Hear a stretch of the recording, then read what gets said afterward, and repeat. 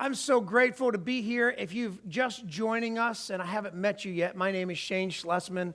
I'm lead pastor here at West End Assembly of God. I want to thank you for being with us in person this morning. Those of you who are joining us online as well, thank you for taking some time to worship the Lord with us here at West End Assembly of God.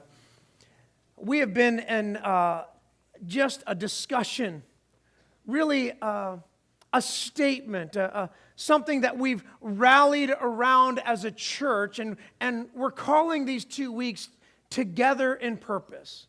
And last week was Together in Purpose while we wait. God led us to a place, we told the story. If you haven't heard the story, I want you to go on, if you're just tuning in or you're just coming here for the first time, go and listen to last week and go online and do that. The reason I want you to do that is I want you to be a part of everything that God is doing here as we gather together while we wait. Well, we say, what are you waiting on? Well, literally what we're waiting on was a tornado came and took apart a part of our gym, okay? And we're waiting for that gym to be put together. But we said and discovered some things. We learned some things from the nation of Israel, God's chosen people last week, that while we would learn to talk. While we wait for whatever it is, that we would not be waiting on a gym floor or a roof to get finished. In fact, that would not determine when we move. What would determine when we move was the move of God in us. That we would not move, that we would say, God, move in us before you move us. And if God calls us back to that space again, and He does that, then He'll bring us with new purpose. But while we wait, we said that we're going to create a new worship style. We're going to create a whole new worship style. You are watching that evolve before your very eyes. You're watching the rehearsal, so to speak, for the future. We're just gathering together. You might have noticed that 1 week it was more towards one style and 1 week towards another, because fusing these worship teams together is not easy. Some are reading from sheet music. Others are reading from charts. We've got different band members who are used to playing one style, others who are used to playing another. We've got some who can do any style, and it doesn't matter. We've got singers. We've got a choir joined together with people who are used to singing without all of that. We've got an entire orchestra that we're bringing together, and our goal is that you would experience all of it, but that it wouldn't be about any of it. In fact, there would be something greater than that. And we ended last week with this, that while we wait, that His presence would be our only preference. That the presence of God in our worship would be our only preference. So this morning, today, part 2, last week was while we wait. This week, Together in Purpose, while we worship. While we worship. So, how do we make worship, then, more than a style? The issue of styles in worship has been a discussion in the church long before you were even alive. You are joining a conversation that has been ongoing for hundreds of years, even thousands of years. And every generation has had their songs, and every generation, in fact, the children of Israel had songs as well. And those songs that they would sing as they were in the wilderness marked a certain time period. Those songs would bring back memories, and they would sing about being in captivity. They would sing about the deliverance of God. They would sing songs that would mark the times that they were in. And today we similarly have songs from every generation that we celebrate and we come together, but we have certain preferences. And if we were to say and design a worship service based on those preferences, and we were to collect all of your preferences together, we would have this blended style where no one would be happy. In fact, we've tried this before. And some of the leaders who've been around for a long time remind me of those days, the blended days. They were not fun. Remember when we started making changes and the choir started changing some things and the orchestra started changing some things. We started changing. Everybody remember Pastor Hirschman taking his tie off and throwing it on the ground? Does anybody remember that? I was sitting right back there. I remember about 15 so years ago. I wasn't on staff. I was just a part of the congregation, just serving, and I was listening. I was getting excited, but then I was finding out, man, not everybody was real excited. There's some people pretty upset about all that. There were pretty people mad about that, and they started changing some things, and they called it, we're going to blend things. We're going to blend kind of yesterday and today, and we're going to blend it together, and nobody was happy. And so then I came on staff years later, and they're like, let's just go down to the gym, all right? We'll figure it out that later. And now we're here. It's later. And you know what? West End Assembly of God is not the same place anymore. God has been doing a work in us. We're not strategically attempting to change our styles. We are strategically placing ourselves before God and saying, God, move in us. Transform us so that our worship is more than a style.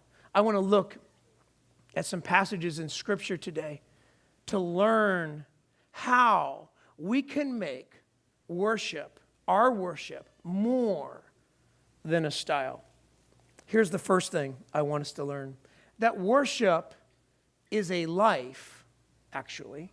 It's a life, not a style. Worship, the very beginning of worship and its premise, we must start here, right?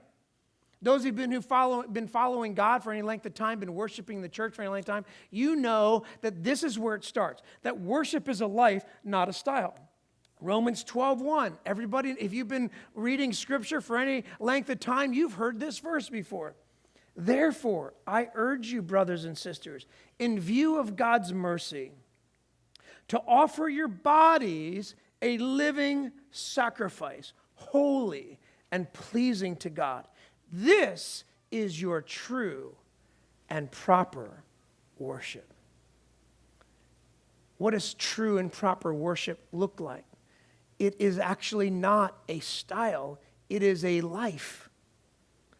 And the lifestyle of worship is something that is the most basic of things in our Christian walk, that we learned that we ought to give ourselves to God every day, not just walk into this place and decide today that I'm going to give myself in this worship service. And so we see worship changing drastically for us when our life is what we worship with. So why is style so important to us then? I think style becomes critical to you at different points in your life and different times, and maybe even this week. And it becomes critical to me. I can tell you, I can share with you from my life when style has been very important and sometimes continues to be. And have you ever had just one of those weeks? You ever have one of those weeks that you're just like, I cannot wait to just get before God and worship Him? Oh, my life is a wreck this week. I cannot wait to just be able to go to church. And when you get there, you're thinking, oh, I hope they sing that one song. Come on, serious, come on, you know. Don't leave me hanging here. You know what I'm talking about. Come on. You know, you walk in, it's like, please, I hope the music is good today. And you don't want to say that in front of too many people, especially Pastor Tony, okay? Or you're going to be like, what do you mean? It wasn't good last week? Well, there's, it just mean, dig. I hope the music is good. Oh, I hope so-and-so sings today. Oh, I hope Pamela sings today. Oh, Lord Jesus, just take me home right now.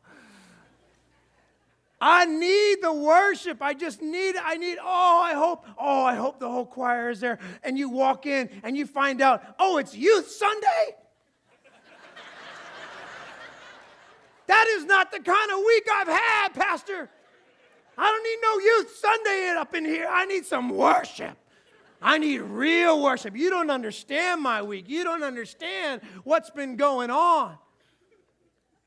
We come into worship sometimes, it's just the honest truth. I'm just being honest. I've come into worship in the equivalency of how I would come into Thanksgiving Day and starve myself all week just for that one meal. Oh, and it was a good meal too.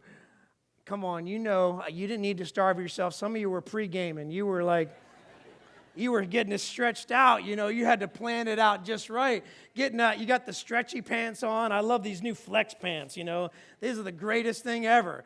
I know they're a little snug, but they go with you, They meet you where you are, and then they grow with you, you know what I'm saying? I love that. They're putting spandex in pants now. I'm like, oh, that's good. I don't like the way it looks, but I love the way it feels, okay?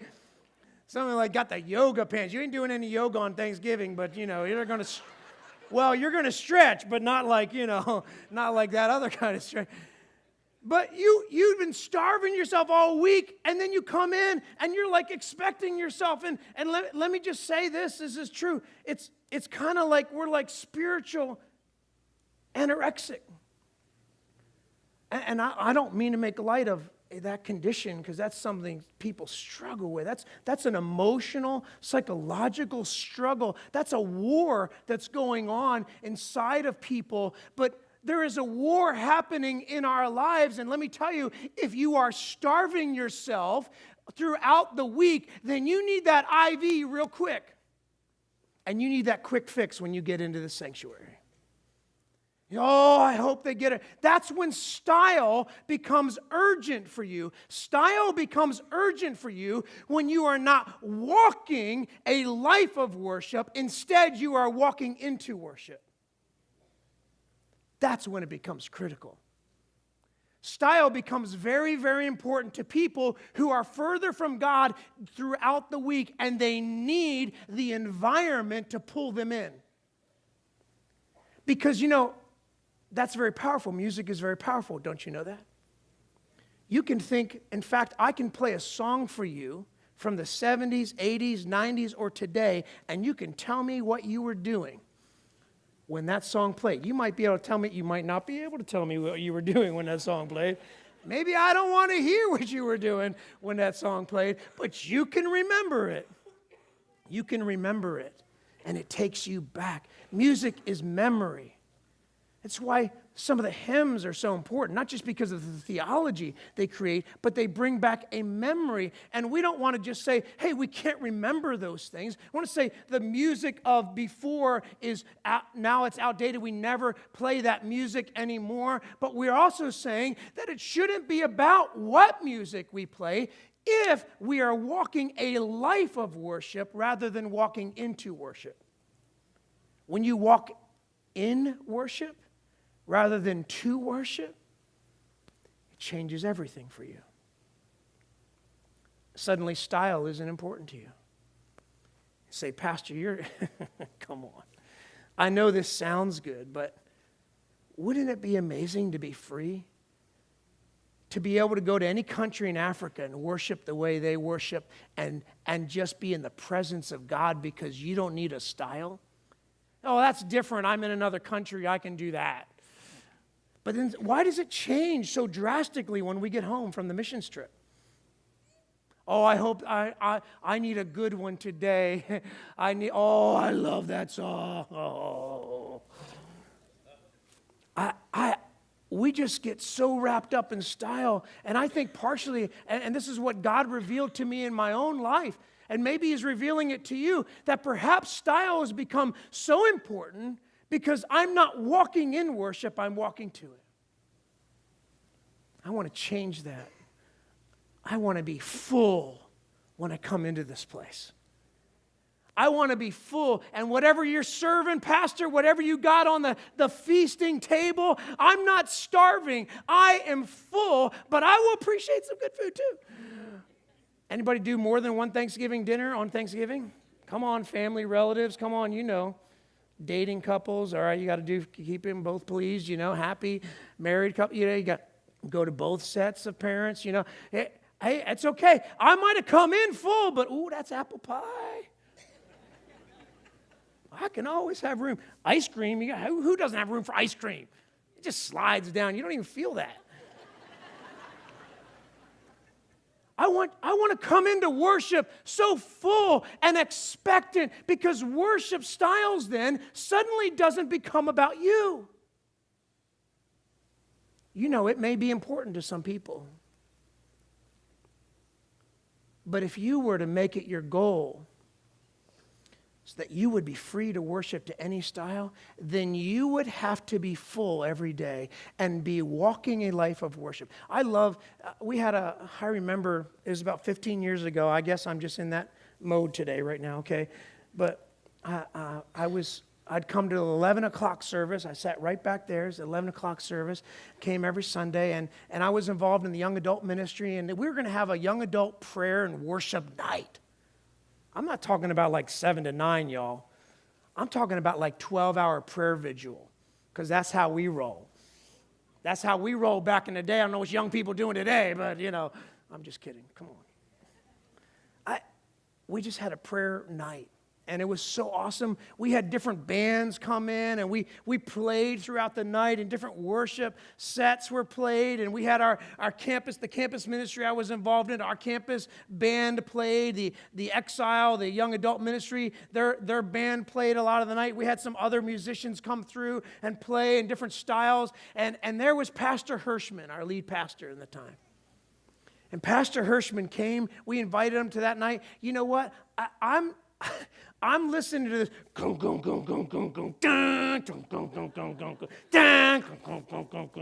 and I'm like, oh man, Pastor Hirschman is here. We all tone it down a little bit, y'all.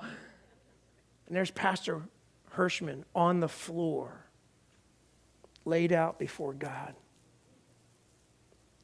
And I went, wow, I know this is not his preference. This cannot be his preference, this hardcore rock. But he was worshiping. You know why? Because that man was full of worship, not looking for worship. What if we came? What if we came with that expectation? That worship was a life, not a style. Here's the second lesson, that worship is from your soul, not your song. See, we have to know the source of worship. The source of worship is not external. The source of worship is actually internal. We hear this in Scripture all the time, right? God looks on the what? Heart. He doesn't look on the outside, he looks on the inside. God doesn't see things the way you and I see them. Well, that's fine for God. But the way it looks matters to me. It's very distracting up there, all this stuff. Don't you put some flowers or do some kind of decorative thing? How long are we going to have the tiles up here, by the way? Can we change that?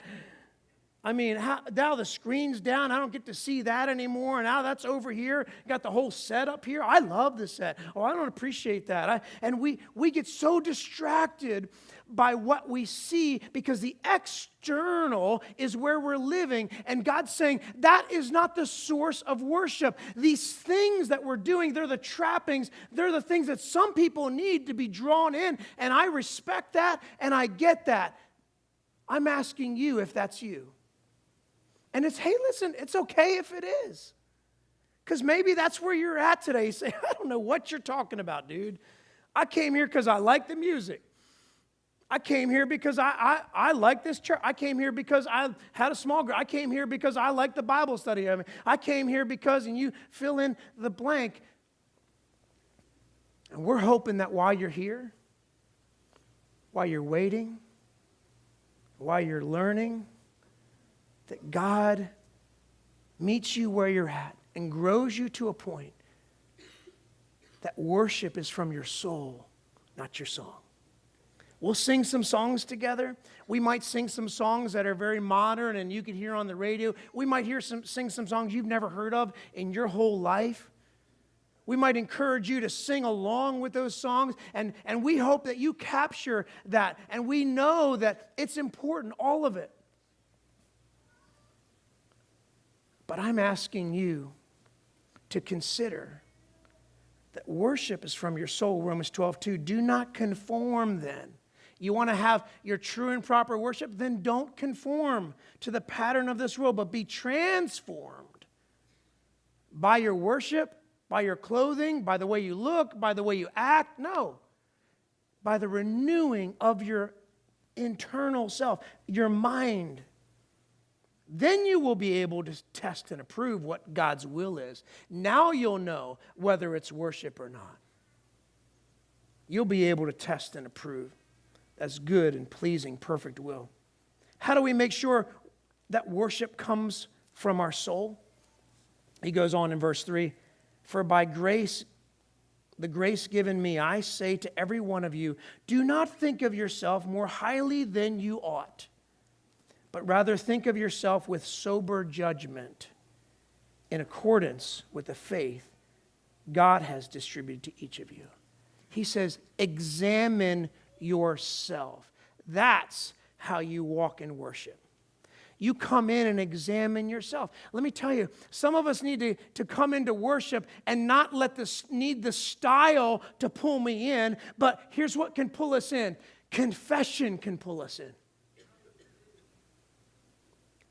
Because let me tell you what confession does. Well, I don't want to tell you. Let the psalmist tell you. Who may ascend the mountain of the Lord? You want to know whose worship? From whom will worship, from God accept the worship? All throughout Scripture, we see the story. Not every worship sacrifice was accepted. Go back to the very first offering, Cain and Abel. One was accepted, one was not. What was the difference? The presentation? What was the difference? The heart. Who may ascend the mountain of the Lord? Who may stand in his holy place? The one who has clean hands and a pure heart, who does not trust in an idol or swear by a false god.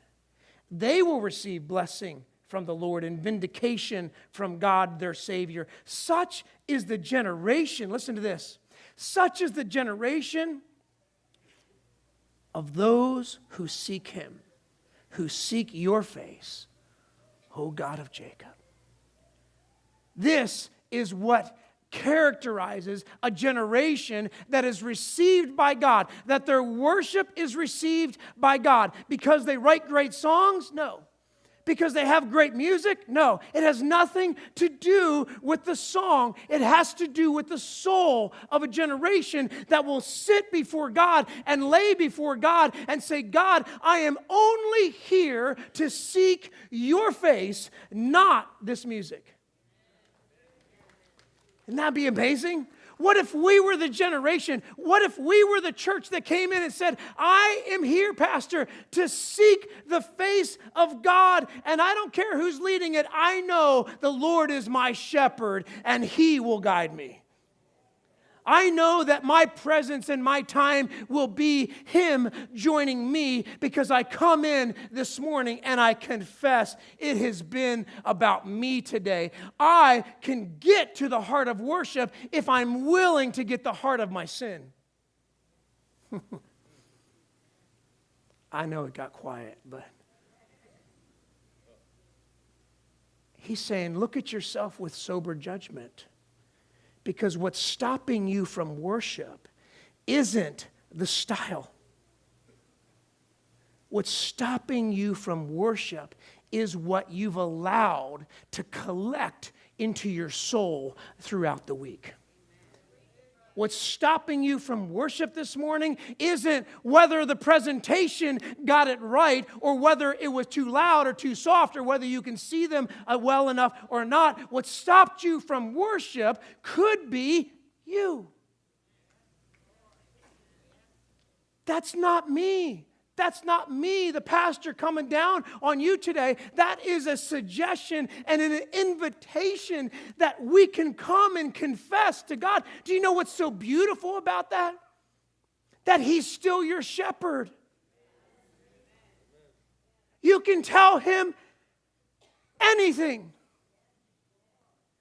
Confession is not for Him. Do you think He doesn't know what you've been watching this week, what you've been reading? Do you think He's confused by what you've been saying to your family, how you've been treating your spouse, how you've been treating your children? Do you think He's wondering what kind of week you've had at work? Do you think He wonders about your ethics or about the things that you're playing around with or considering doing? Do you think He doesn't know? He is Lord. He created you. He knows what is going on. Confession is not for His information. Confession is for your soul and for your worship.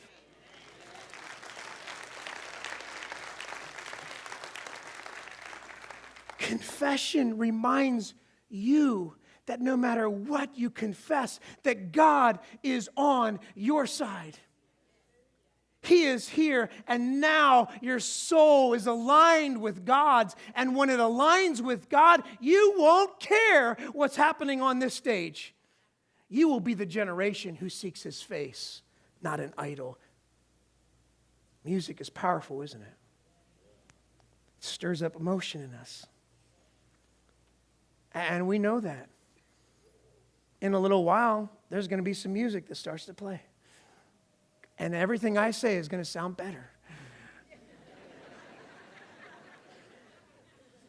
You say, that's not just the time that we know He's wrapping up. Okay, that's the time when everything He says changes. It totally changes. It's one thing for me to say, you can do it. God is with you. That's boring. Boy, you put the right pad underneath that. That emotion will be attached to that truth. We know that. Say, Pastor, you're using that to manipulate. I'm using it to let you hear from God. Whether you need it or not is up to you. And whether you're walking in worship or you're walking to worship. Whether your worship is a life or a style. Whether your worship is from your soul or a song today. Psalm 81. You shall have no foreign god among you. You shall not worship any god other than me. I am the Lord your God, who brought you out of Egypt. Open wide your mouth and I will fill it. The problem isn't that God is not a provider. The problem is who we've chosen or what we've chosen to provide for us. Because if you're coming in here looking for a good feeling and a good vibe, guess what? You'll get it because music does that. You'll get it, but you will mistake it for the presence of God, and then you will leave this place and still not be able to have victory over your sin. And then it'll be God's fault. Because I showed up. Worship is a walk in your life. Listen, don't feel guilty. Feel accepted. Because there's nothing you could confess to God this morning. Nothing that would change the fact that He gave everything just to be in this moment and have you present with Him. Who can ascend the mountain? The one who confesses, Lord, see if there be any wicked way in me. Search my heart, O God, the psalmist, the great worshiper David said. Search me and know me. Why? Because I need to tell you some things, God, you're not going to be real happy? No. That's your parents. And I don't make any excuses for the fact that I'm not going to be happy about what I'm going to hear. I can just tell you already. But God gave a whole lot more than I've ever given for any of my kids, just to be in the presence with you. And there's nothing you could confess to him. But I think we come into Thanksgiving dinner and we fill up.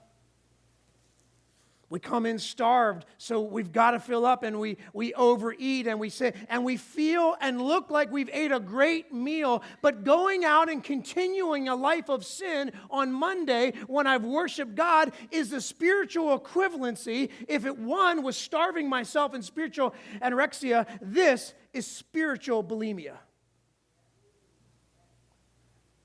Because it's just like you filled up on Thanksgiving dinner and then you went out and threw up and started all over. I am not making light of anyone who struggles with that condition. I am telling you it is a condition like my own heart.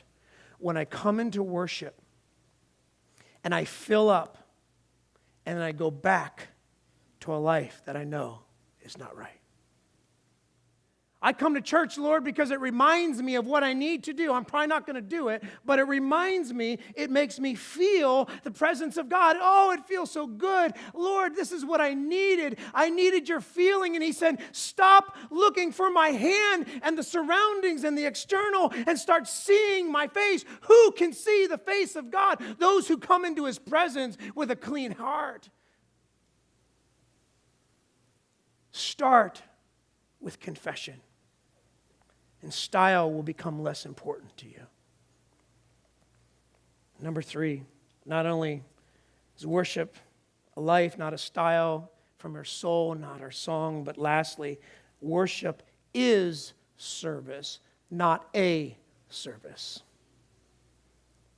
See, if you come in full, if you come into worship full, ready to express yourself to God, this is an act of service. It is not a worship service. It is an act of worship. And as I live that way in my life, it changes everything. Listen to Romans 12:9. The context of our true and proper worship says this: love must be sincere. Hate what is evil, cling to what is good, be devoted to one another in love, honor one another above yourselves, never be lacking in zeal, but keep your spiritual fervor serving the Lord. Don't just go to a worship service, but worship in your service. He's saying that this is how we come in together. Why is it so important that we gather together? Right now, there are people who are serving during this worship service. We had a gathering beforehand for those who would be serving. And we asked them in this ministry to put worship in front of their service. That they would come in and let God do work in them before he does a work through them. So we invite them to and minister to those at Frontline at 8:30 in the morning. And those who can't make it, if they're worshiping right now, we invite them to listen to this service online. Why? Because I just want to get famous as a preacher and let everybody hear my voice. Really? Think about how stupid that would be. That's ridiculous. It's because we're a church family and we gather together, and you don't want to miss it. If you missed last week, you missed something. If you missed the week before, if you're gone out of town, you missed something. Be urgent to get it and receive it. Why? Because the whole church family received it, and this is where God is taking us as a group of people. It's not just about you. See, if it's just about you, sorry, I missed it that week, it's no big deal. Okay, I hope to catch it next week. Oh, I've been hearing some good things. Hope it's going great. But I'll be there live and I can catch it then. I'll spend a few minutes and then I'll actually be able to, it's been really busy this week. It's taken too much on me. We really need Sunday. But next Sunday, we'll be there or whatever. Listen, that's about you. When you grow in your relationship with Christ and you become a part of the kingdom of heaven, and you want to be a player in that. You want to be a part of the movement of Jesus. Then suddenly things become about other people, and now you come to serve. You come to pour out, not to be poured into. That's a whole nother level. And listen, don't feel bad if you're not there, but I want to tell you that's where we're going. Don't feel bad about yourself because you say, then that you're called, if you're a person who's like, style is important to me. It is. I'm sorry, Pastor, but it is. You're called human. I'm like that too. These are the things that we can do together as a church to make our worship more than a style. In fact, I want to invite the band out for a time of worship. They're going to come out, and we're going to end our time together in worship. I wonder what style it'll be. Johnny's out here. It's going to be one of them gym songs. It's going to be that gym song. Oh, that's a sanctuary song. I recognize that. I heard that 20 years ago. That's a sanctuary song there. That's a gym song. See how we come in? We come in and we know the style and our preference and what it means to us and what we gather. And listen, it's important. I'm actually believing that God can create something new. Not just on the stage. It's not just about these guys. It's not just about the singers. It's about you. It's about the people serving. It's about our ushers. It's about our greeters. It's about them coming together. We had ushers and greeters in the gym. I don't know what y'all did down there, Pastor, but this is how we do it here. That would be about you. Don't let that happen. Say, not anymore.